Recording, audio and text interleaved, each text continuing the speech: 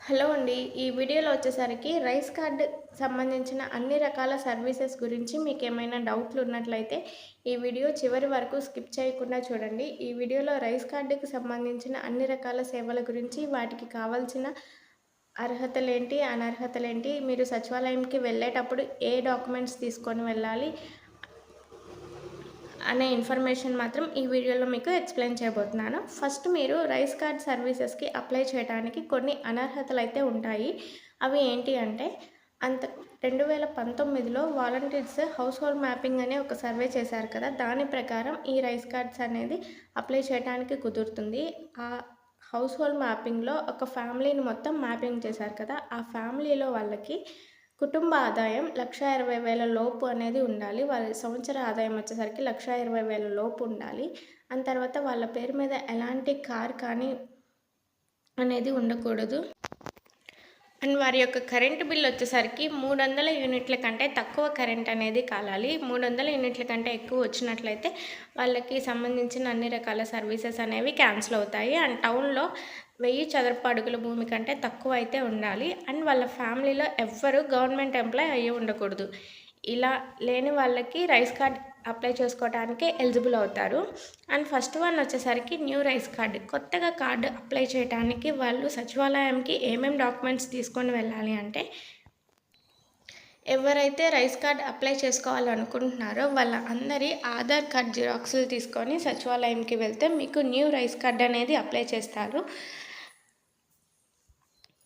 And తర్వాత ఇందాక చెప్పాను కదా, జిఎస్డబ్ల్యూఎస్ హౌస్ హోల్డ్ డేటాబేస్ నందు వాళ్ళు కంపల్సరీ నమోదై ఉండాలి. హౌస్ హోల్డ్ డేటా ఏ ఊరిలో అయితే ఉంటుందో ఆ ఊరి నుంచి మాత్రమే మీరు న్యూ రైస్ కార్డ్ అప్లై చేసుకోవడానికి అర్హత కలిగి ఉంటారు.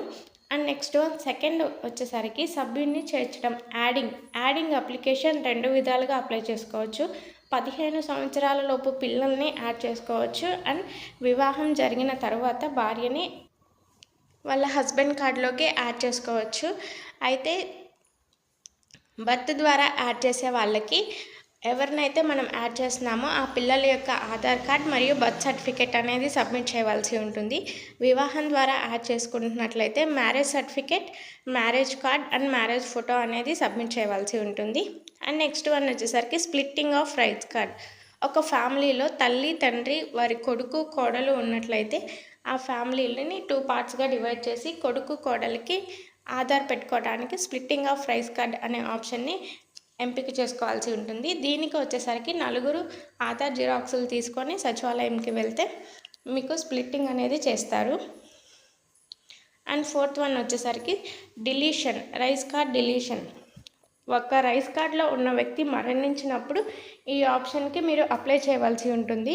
ఆ మరణించిన వ్యక్తి యొక్క డెత్ సర్టిఫికేట్ అండ్ ఆ ఫ్యామిలీలో ఉన్న వాళ్ళ ఆధార్ జిరాక్స్ తీసుకొని, చనిపోయిన వ్యక్తి యొక్క ఆధార్ జిరాక్స్ కూడా తీసుకొని వెళ్ళి అప్లై చేసినట్లయితే చనిపోయిన వ్యక్తిని రైస్ కార్డ్ నుంచి డిలీట్ చేస్తారు.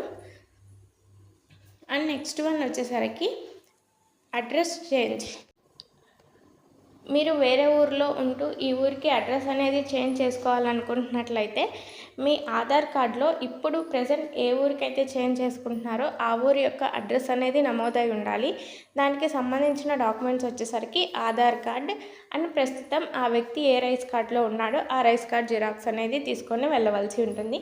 ఇలా తీసుకువెళ్ళినట్లయితే మీరు ఏ ఊరిలో అయితే ట్రాన్స్ఫర్ చేయించుకోవాలనుకుంటున్నారో ఆ ఊరికి మీ రైస్ కార్డ్ని ట్రాన్స్ఫర్ చేయించుకోవచ్చు. అండ్ తర్వాత రాంగ్ ఆధార్ సీడింగ్.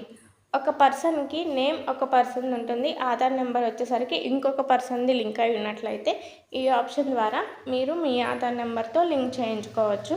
దీనికి కావాల్సిన డాక్యుమెంట్స్ వచ్చేసరికి ఆ సంబంధిత సభ్యుడి యొక్క ఆధార్ కార్డ్, ప్రస్తుతం ఉన్న రైస్ కార్డ్, ప్రస్తుతం ఉన్న రైస్ హోల్డర్ అంటే ఆ కార్డులో ఉన్న వాళ్ళ ఆధార్ నెంబర్స్ అండ్ మీ యొక్క ఆధార్ కార్డ్ తీసుకొని వెళ్ళినట్లయితే అప్లై చేస్తారు. మీకు ఈ వీడియో హెల్ప్ అయింది అనుకుంటే వీడియోని తప్పకుండా లైక్ చేయండి. మీరు లైక్ చేయడం వల్ల వీడియో ఎక్కువ మందికి రీచ్ అవుతుంది. ఇలాంటి మరెన్నో వీడియోస్ కోసం వెంటనే ఈ ఛానల్ని సబ్స్క్రైబ్ చేసుకోండి.